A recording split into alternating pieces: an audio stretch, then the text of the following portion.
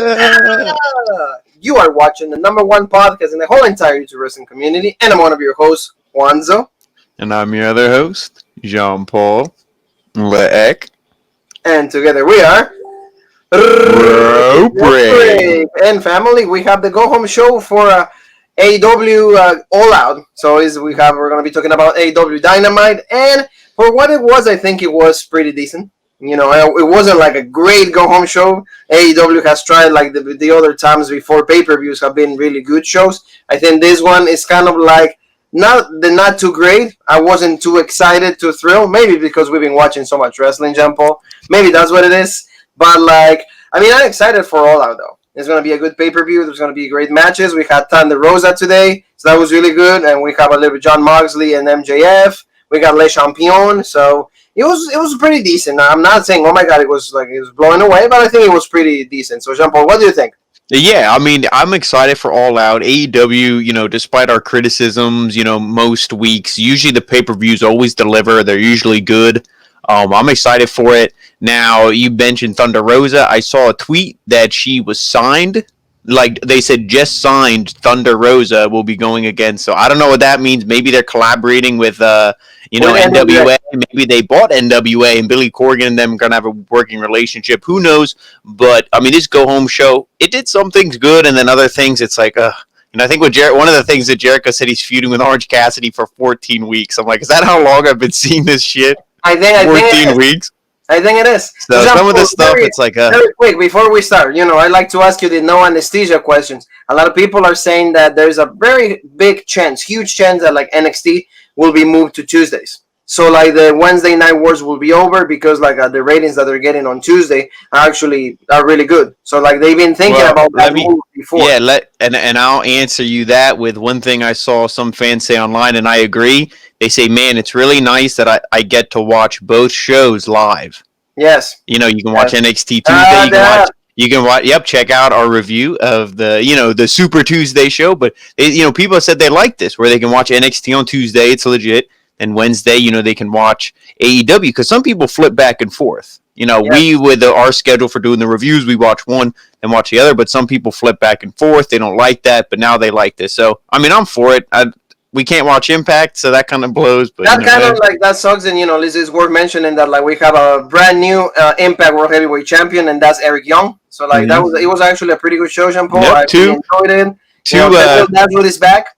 Yeah, two people who were recently released by WWE are now Impact World Champions. So look at that. Purazzo, and also Eric Young. So you can see how in other promotions they actually value their work and actually they go legit. So pretty good stuff, Jean Paul. Let's get to the show before saying a big shout out to Steven Butler. He's a great fan, a great friend of the house. Thank you so very much. Everybody, Sean, everybody that's been subscribing, thank you for all the support from the NXT review that we just did, featuring the Fatal 4-Way Iron Man 60-minute match. We all the guys, Gargano, Ciampa, Finn Balor, and Adam Cole. And, Adam Cole and Balor are going to be fighting next week for another Super Tuesday, so we're going to be covering also that. So thank you so very much, guys, for all the support that you give to these two charismatic guys. So, let's go, Jean-Paul, to the beginning of the show, and that is... the best friends going against Santana and Ortiz that they don't call themselves anymore, Pride and Powerful. So now let's just go with Santana and Ortiz. Might as well call them LAX then, Jean-Paul. I don't know what happened there, but you can see that that thing is done. Yeah, this feud I'm not into, over, Trent's mom's van or whatever, I don't care. And then this match, it didn't even really get underway. They started beating the shit out of each other before the bell even rang for about a good 5 to 10 minutes. Trent got sent to a pile of chairs, and it's the one thing I'm okay, maybe this will just end because he's he should sell the chairs. Nope, they have a full match afterwards. He doesn't sell the chair, so in AEW, I guess chairs are made out of plastic or rubber, or they don't hurt. So that kind of resiliency is so huge, Jean-Paul, that they can just be good without. Look at this. Yeah, that's what I mean. He's laying there done. He looks like Yamcha when the Cyberman blew him up, but he somehow got up and had a full match, and it's okay. So like I said, that kind of took me out of it. But Trent's a good wrestler. Or I believe it's Ortiz. He's the one without the afro, right? Yes, yeah. Yeah, Ortiz is good. Santana's a little bit okay. Maybe if he would tone down the goofiness and learn from Ortiz, he would be legit. But Santana, you know, which is rather like the guitar player rather than yeah, this guy. exactly. And then but and then Trent is Trent. I mean, I don't know. I like. I mean, not Trent. Chucky. Trent's legit, but this match really didn't do anything for me. Of course, LAX, Proud and Powerful, Santana and Ortiz. The artist formerly known as Prince. They had, of course, had to cheat and they had to use the little baton or the stick, whatever. They use it, yeah. Yeah. And then they do the sweep. What is it? The sweep. The street sweeper. The street sweeper. Yeah, the street sweeper. I'm always watching the names of the finishers. But that's what they did, and I did like how the best friends they were about to win, because even Trent did the version of the hour. What is it? The red arrow or something this is finisher. But then you saw there was a little bit of confusion with the ref, because he was about to count 3, but then Ortiz put the leg of I think it was Santana, he put on the rope. So there was that, a little bit of confusion. I didn't like that too much, but then the street sweeper, and then like you said, Santana and Ortiz get the win. Proud and Powerful, I don't know if they go by that name anymore. But it was a good beginning of the show, but like you said, okay, it takes 10 minutes from them to actually start the match. So that I wasn't really happy with, but that's what AEW gave us from the beginning, the first segment that we had. So, let's move. Yeah, your closing thoughts on this, Jean Paul. Usually they start out hot, but then, of course, I always say AEW, that's one thing they do. Today, they start out, for me, kind of flat. So it's let's see what the next segment holds. It was a little flat. I don't know if it was the greatest way to start the show, but then we're going to go to, we had a lot of tag team action, from the first, hour of AEW. So that's it goes with this. We go with the Young Bucks. We go with, Jurassic Express. We got against SEU and also Private Party, and then whoever wins this, or the last 2 teams, we'll face each other at All Out. So this was good.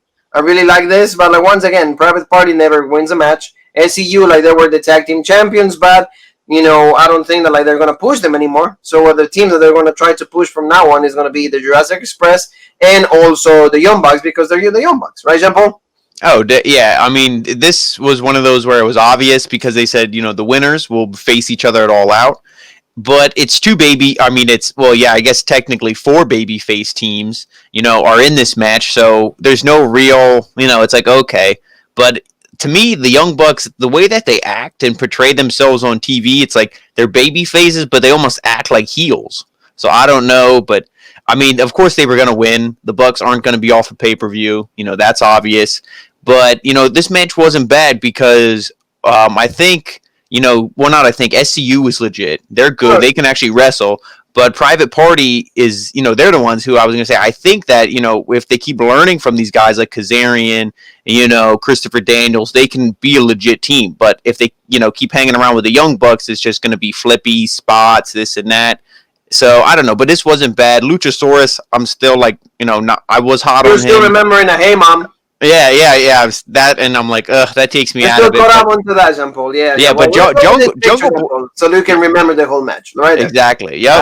And that, I mean, that was kind of dumb, I thought, because I don't know. Did you see the thing last week, or they came out and they're like, guys, we know there's fans here, but can you not chant, holy shit, or this is bullshit, or can you not chant profanity and this and that? To me, so they want to act like pussies, but then, because they're like, oh, even though we're TV 14, and I'll get into the swearing and all that later on in other segments, but then, we got Matt Jackson beating the hell out of this guy and dumping a beer on him, and it's okay, but, of course, it was, who was it? They did the BTE knee or whatever it's called, and who was that on, Luchasaurus or somebody? I think it was Luchasaurus. No, Luchasaurus. He was on their team. It wasn't one of the. I think it was on SEU. I think it was Kazarian. I think it was Kazarian. I think it was on him, and then that's how they won, right?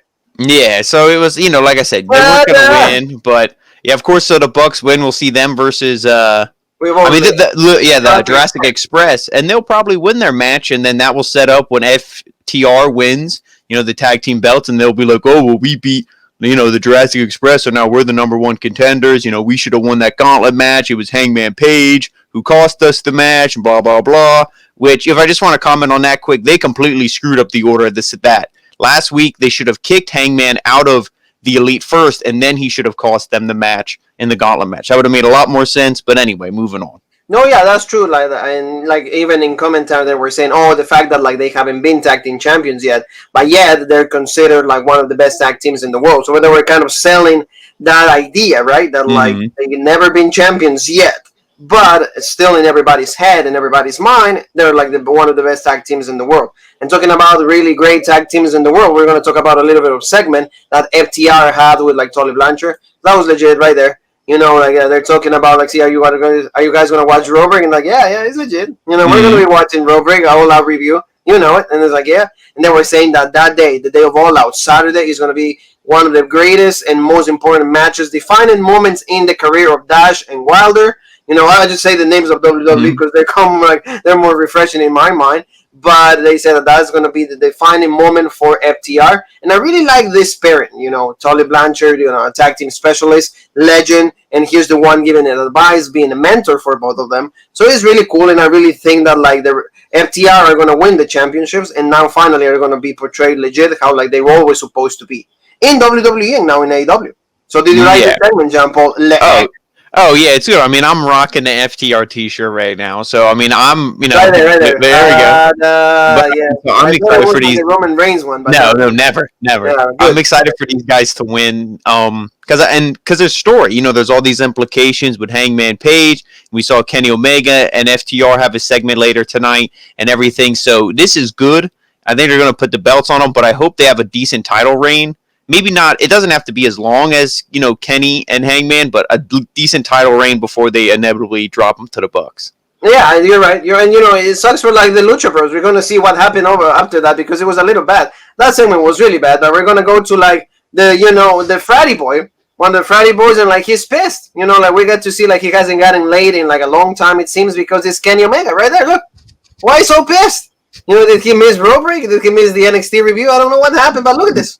Yeah. You know, maybe it's because everybody found out he was watching Smackdown, and he's like, so. I guess, you know. So look, it's like Tony Giovanni's like, did he watch Smackdown? So, or like, did they kick you out of the ThunderDome? Yeah, he's like, how was the ThunderDome? So. Yeah. So, and also like, it's like, I'm sorry, but like, Fashion Police. I know you shouldn't quote Joan Rivers, but like, you know, I'm not gonna go the more Ronaldo way. But if you guys want me to, okay, let's do it. You know, really. Really? Look at those shorts. What the heck is going on here? You know, like orange, like there's not even combination, doesn't know how to make it legit. But like, you know, we had to see like Adam Hangman Page comes out, and also like he's like also like, I think he watched one of the reviews and like he was really fired up. But look at this. Look at this. Oh yeah, well they're trying, you know, the makeup artist trying to make him look like he hasn't slept in days, I guess, because he's a drunk. But you know, when you drink alcohol, you pass out. So he probably would have got a good night's sleep. So I don't know how the makeup really makes sense on him, but I mean, yeah, maybe he's so upset that he got kicked out of the, you know, the Best Friends Club. I don't know, but or the Elite, yeah. He's like, he got kicked out of the Elite, so like he come out and like Kenny Omega said, it doesn't matter what's going on with the Elite in itself, but he knows that like on Saturday they're gonna do their best they can. They're gonna be performing at the top of their abilities, and they're gonna sweep the rug. They're gonna mop the floor. They're gonna like, you know, do all of that with FTR. So that's why they kind of like a little bit of stare down. And like I said, that's where if you want to go back to like, you know, like Fashion Police right there. It's like, yeah, and there was a little bit of dissension, obviously, with the tag team champs, you know. And I really like this segment, though, just for the fact that, like, Kenny Omega showed a little bit of intensity. I mean, it was a little bit like, when he's like, oh, Tully Blanchard, you know, stay there. I can smell your Depends. Don't get any closer. Like, I could smell your old man diaper. So that was like, you know, is it funny? Is it whatever? But at least he's not just, like, sucking up to the Young Bucks all the time. So that was cool. And I like when FTR was like, oh, yeah, you know, we've known Hangman his whole career, and did we get in his head? No. And they pretty much said that, like, we're not aligned with him. He's a little piece of shit. He doesn't know where he's going, what he's doing. Yeah. So I like that. This kind of more solidified them as heel. And then Hangman looks kind of like an idiot. He's like, oh, well, I kind of betrayed my friends, and now these guys who I thought I was going to join up with, they don't want me. So now he's just kind of like, so I really feel that this is going to be, they lose the belts. The Elite's done with him. FTR don't want him. Boom. Singles run. Hangman. It has to happen. It just has to happen. But, you know, tomorrow we're going to have, like, previews and predictions for All Out. Is going to be something special. We're going to have a guest. You know, it's going to be a mystery partner. So, you know, we're just going to feature that. We're going to be hyping it up. So, Jean-Paul, let's go to now. So, like you said, like, Le Champion had a promo because, like, he's been feuding with Orange Cassidy for, like, 14 years. Oh, no, 14 weeks. 14 weeks, yes. Well, it almost feels like that. Like, you're right there. He's like, yeah. See, he's like, drinking in, man. It's been 14 weeks, man. So, you know, like, it's like, I like you said, it feels it was been longer than that because it is. Like, the first two matches, okay, but this Mimosa thing, I don't think it was necessary. But like I told you before, they don't have anything to do with Jericho, but they need Jericho. because with Jericho without being in the title picture, Jericho is still a name value. He's the most important guy in AEW as of now. So like they have to put it in whatever, and that's the mimosa pretty much. Like you were saying, like when we first found out about this, it's just gonna be like whatever idea just to have Jericho on the card. So we're gonna go exactly. to gonna match with like Joey Janela with the bad boy and like the boyfriend for now of Brandy Wrestling, because Jean Paul already predicted like he was doing like his own booking about like Brandy Wrestling going with Damian Priest. They already made out, so they might already be. We're gonna live forever. Yeah, it's gonna live forever. So this match was really quick. It was like really good for Joey Janela because he said it's been his dream to fight one of his heroes, and that's Jericho. So right there, you can see like, so my girlfriend is like, she's like making out with like Damian Priest. I mean, can you blame her? Look at his hair. Yeah, look at him. Well, look he looks like that. Yeah, he looks like that. He looks like like a Wednesday from the Addams Family. Yeah.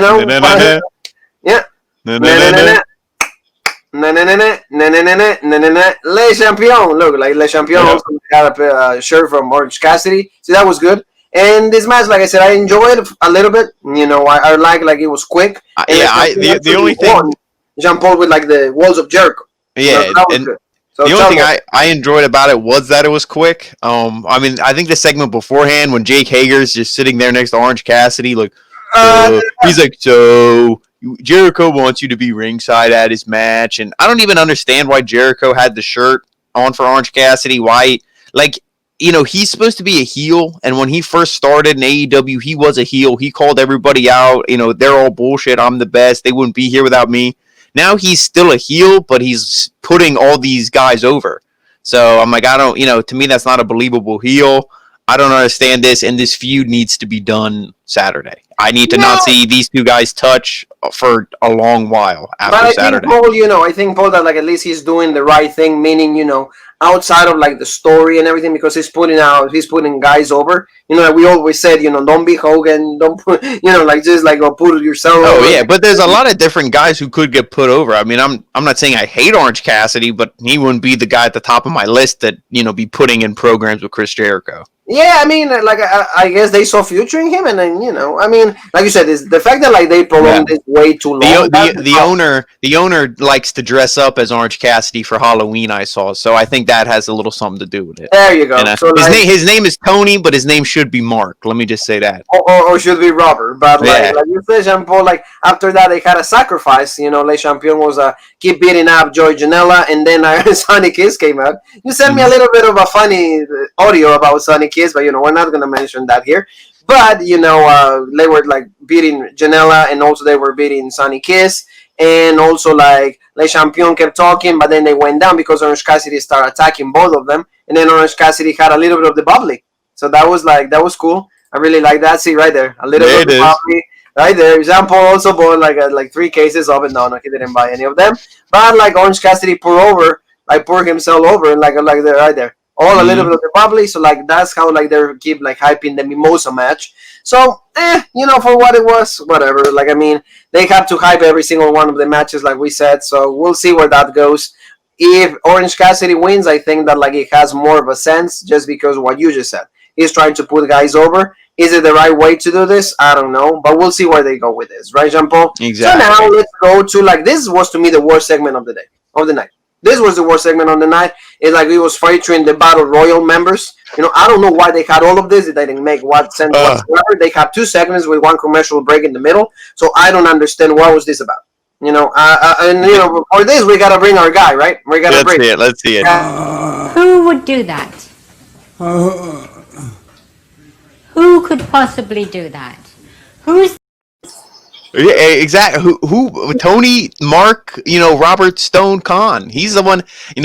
Who started this thing? Was it Taz? And he was calling out. He was calling out Jake and Lance. And Ricky Starks. Yeah, it was. Yeah, they called them out, and then Eddie Kofi, or not Kofi Kingston, came out, and he's like, "Oh, shut the hell up! Let me talk here for a second. You guys are." He's like, yeah. He's like, you guys are wasting TV time, and then he's just flapping his gums for another 25 minutes, and it's like nobody's really saying anything. Everybody wants to say how legit they are and how they're going to win the Battle Royal. And then I was like, okay, I was fine with just those 3. I mean, like, it was tolerable. I was like, all right, let's just end this segment. Then for some reason, like, the Ass Club or the Ass, the Gun Club or whatever their bullshit name is, they came out, and then everybody came out, and it's like, what is even going on? Yeah, and that's what. And then Darby Allin came out at the end of this thing, and they're all beating each other up. And then as they're beating each other up, they leave and they show a Dark Order promo. And then when we come back, there's nothing. Yeah, right there. Look, like you said, Kofi Kingston. I mean, Eddie Kingston. No, you know what I'm talking about. Like everybody, and see, like even the Lucha Bros. And I feel bad for the Lucha Bros. Jean Paul. Really? Like, is this the best that you can give them? And like Butcher and the Blade, like everybody saying, "Oh, I'm going to win the Battle Royal. I'm going to win the Battle Royal." And then all of a sudden, Darby Allin is the one. Like, so pretty much they're saying that Darby Allin might win the Battle Royal. Well, I think Darby Allin is going to win it. And I mean, and it's so stupid. Look how many tag teams are in this Battle Royal. That's what I mean. Why are tag teams in a Battle Royal? No, that's not saying, Penta, he was a singles champ, but that's not the point.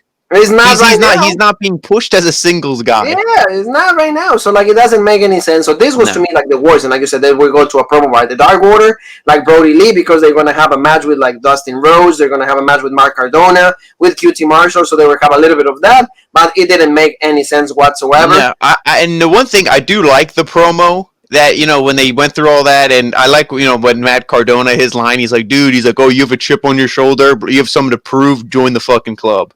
Yes. Yeah, it's like, hey, like, who do that was good, but Ryan Myers, and then QT Marshall, and like he came up after Cardona, and then he said something with the F word too that they bleeped out, and I'm like, that just like took away from like the legitness of Cardona to have him also swear in his promo. So I'm like, okay, know your role, Marshall, shut your mouth, eat an apple, get out of here, you're done. But I mean that.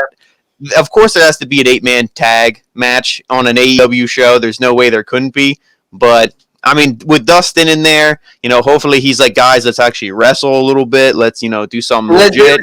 Let's be legit. Yeah, let's being the legit. That's if we have being the elite, our show, our Raw show is going to be being the legit. Exactly. And talking about somebody that is absolutely legit is Thunder Rosa. Like you said, she will sign maybe. Like Jean Paul broke the news, right here on Raw exclusive. So she might be signed, but still holding like the NWA Championship. So she might be collaborating. So it will be like a double, like a contract that she can appear on both shows. So that's good for her. She finally had a match, and it's with somebody that we know, Jean Paul. That's Deb, because like for the ones that don't know, she was part of like the Straight Edge Society with CM Punk and a fellow member of the house, like a good brother, Luke Gallows. So that was cool too. So they have a match, and it was good. I think she was a trainer or something in NXT, up until recently. Yeah, so maybe she left, or because obviously they wouldn't have her be like, oh yeah, Wednesday Night Wars work for both companies. No, I'm sure her contract was probably up. Maybe she was actually released back, in April or whatever. But she was released. This match also was part of the Mayon Classic, Jean Paul. Yeah, this match was really good. And the one thing I agree with JR, and he kind of slipped up, and then he caught himself and was like, oops, maybe I shouldn't have said that. But he was like, oh, this is one of the best women's matches we've ever seen on Dynamite. I know. And both of those women were just signed. He's trying to jump on. He's like, really? He's like, well, that's the only women's match we have in the show, right? Well, no, I think he meant like of all of better than Cheetah, better like Big Swole, and they're like, oh, we just signed these two women. So he's pretty much saying all their women's matches beforehand have sucked compared to these two. And it's like, look how pretty the NWA Championship is, Jean Paul. Look at how pretty that is. That reminds me of like the Thundercats, like the Eye of Thundera or something. Oh, yeah. Yeah, right there, Exactly. Like, oh, she's like Thunder Rosa. Exactly. Yep. And then you and me just go, and then we go like, then we gotta go help her. So it was good. But like you said, like the match was pretty good. I liked it. And Serena Deeb, like you said, trainer NXT, fellow, like I said, really good friends with Luke Gallows and all of that. So like they have a good match. But in the end, it was like the Thunder Driver, because everybody have drivers now. There's Grace Driver, the Phantom Driver, like Thunder Driver. Everybody has drives, Exactly. It's not a USB drive. It's just a drive. So Thunder Rosa gets the win right there. See, for example, Egg, right there. So it was good. I really like this. I'm going to enjoy this match because this is probably going to be the best match with Hikaru Shida. If Thunder Rosa wins, I'm going to be happy because Hikaru, she hasn't had like a really meaningful opponent until now. For me, this is going to be the best opponent that she's ever had. So we'll see what happens with that. What do you think? Yeah, I mean, if I give my prediction here, this is a tough one to call, but I think maybe I can see Shida retaining because I think the story's still with her and Britt Baker, but this will definitely be a great match. I'm looking forward to it.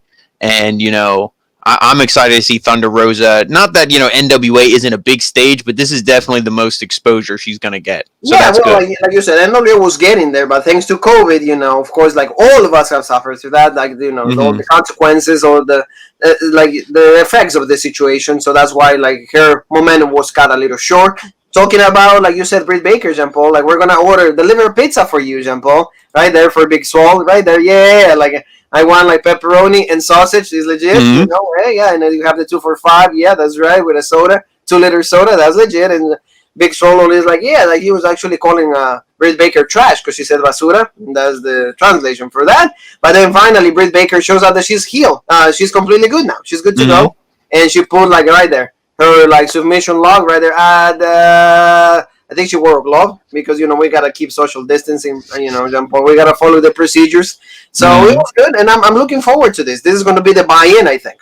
Yeah, this will be on the buy-in, and that is the right place for it. Not that these women aren't legit in the ring, but I mean, there's so many matches on this card. It's like, okay, you have the women's championship match. You wouldn't put this on the main card. So I think the buy-in should be this, and hopefully the Young Bucks Jurassic Express match. But I don't want to say that I'm not looking forward to this, but this is one where I'm like, I'll take it or leave it. Or can we live? That's what Jean Paul was saying. Can I live? Yeah, it is true. It is true. Like, it's going to be good. And, like, of course, I think Britt Baker's going to win just because they love Britt Baker. I love the super kick that she did. So we know that she's learning from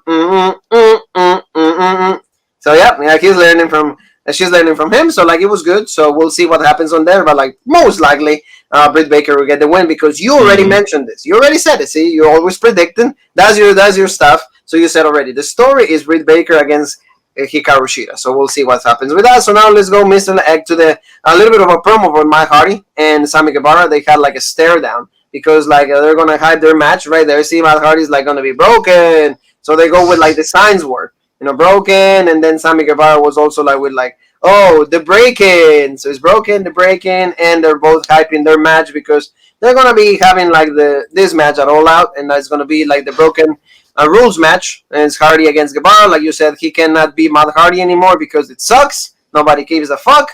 So that's why, there you go, he has to resource to this, and he said if he loses, he's going to be out of AEW, which is not going to happen. So we know that like who's going to get the win. Without he's going to be I would say that's pretty obvious unless we're going to see a Hardy Boys reunion, but Jeff's the new Intercontinental Champ, so I don't think so. So I'm, hey, thanks, Sammy. I don't know. Like we said with Jericho, he puts over talent, and then it's like all these other young talents, they lose to guys like Matt Hardy. But he won the tables match last week. We covered that. So but a little even, but But see, look, I forgot. I'm sure everyone else will forget that tables match in 2 weeks, and I'll talk about the broken rules match.